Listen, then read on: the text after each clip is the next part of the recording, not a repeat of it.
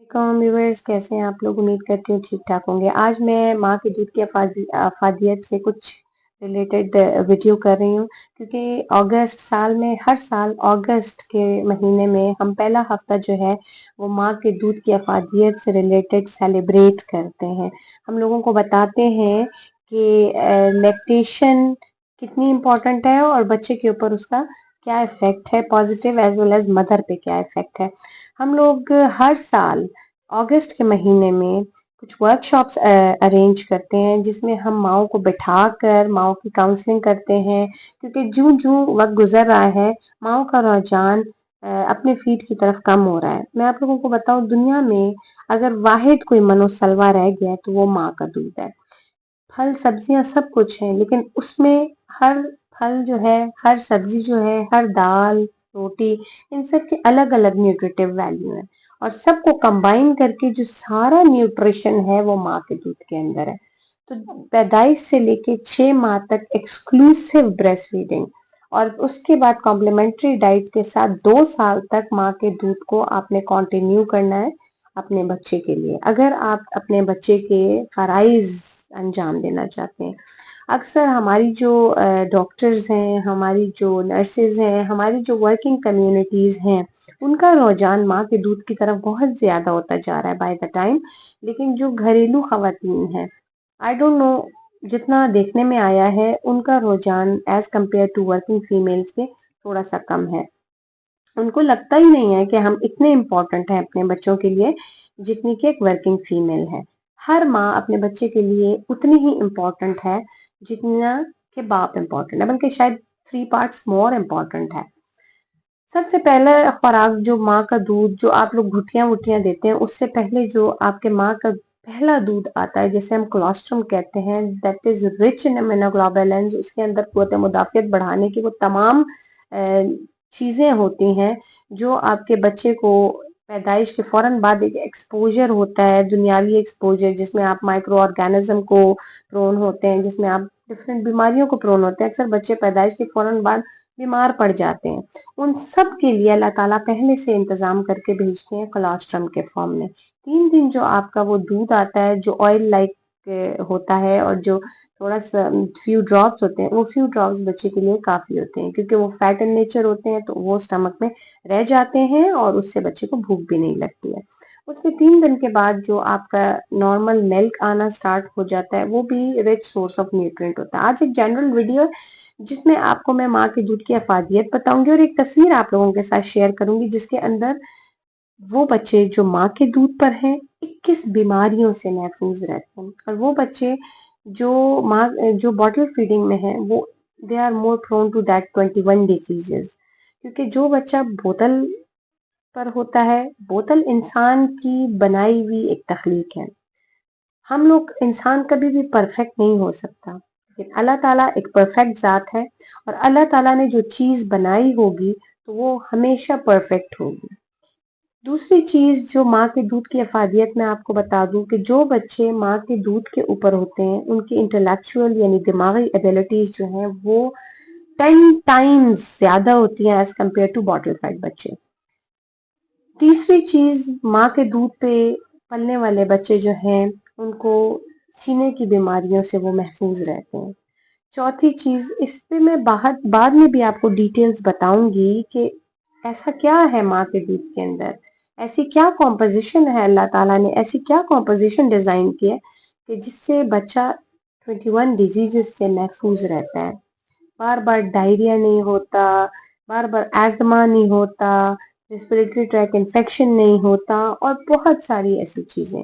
आज generally video मैं आप लोगों के लिए इसलिए कर रही हूँ कि चूंकि हम अगस्त में हर साल माँ के दूध के अफादियत से रिलेटेड कुछ वीक्स मनाते हैं और माओ को काउंसिल करते हैं, और मेरा तरीका ये होता है कि मैंने एक लैक्टेशन रूम बनाया हुआ है, और उसके अंदर मैं माओ को बिठाती हूँ, माओ की खुराक के मुतालिक भी उनको काउंसिल करती हूँ, और बच्चों की डाइट से मुतालिक भी माओ को काउंसिल करती हूँ। अक्सर जो माएँ अपना दूध पिला रही होती हैं, उनके दिमाग में ये चल रहा होता है कि हमारा दूध काफ़ी नहीं है। तो ये एक मिसकंसेप्शन है। आपका जो दूध है वो हार्मोन्स के ऊपर डिपेंड करता है और बच्चे की सकलिंग के ऊपर डिपेंड करता है। जितनी स्ट्रांग बच्चे की सक होगी उतना स्ट्रांग ही आपका हार्मोनल रिलीज होगा, हार्मोनल सिक्रीशन होगी और उतना ज्यादा मिल्क प्रोडक्शन होगी और मिल्क इजेक्शन होगी। अगर आप लोग के माइंड में अगर ये बात है ना कि माँ के खुराक ठीक नहीं है तो दूध पे इफेक्ट होता है, दूध के कॉम्पोजिशन पे बिल्कुल भी चेंजेस नहीं आती। माँ जो भी खा रही है, सूखी रोटियां भी खा रही है, तो दूध की कॉम्पोजिशन पे कोई इफेक्ट नहीं होता।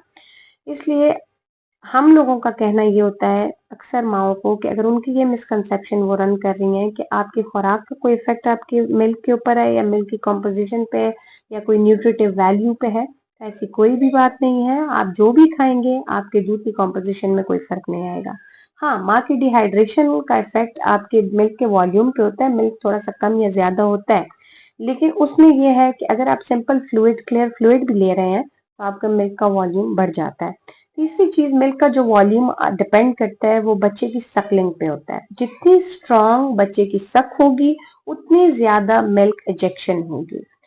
चौथी चीज, जो माएँ दूध पिला रही हैं बच्चों को उनके लिए मेरा एक क्लियर मैसेज होता है, कोई ऐसा डाइटरी इंटरवेंशन करने की जरूरत नहीं। जो खाना आप खा रहे हैं उन खानों को 3 मेजर मील्स के बजाय 6 या 5 मेजर मील्स में कन्वर्ट कर लें तो आप अपनी रिक्वायरमेंट पूरी कर सकती हैं। चौथी चीज, माँ ब्रेस्ट कैंसर से बच सकती है। जो बेनिफिट माँ को होता है, माँ की स्लीप डिस्टर्ब नहीं होती, माँ रिलैक्स रहती है। जितनी ज्यादा माँ रिलैक्स रहेगी उतने ज्यादा मूड स्विंग से बचेगी, पोस्टपार्टम डिप्रेशन से बचेगी।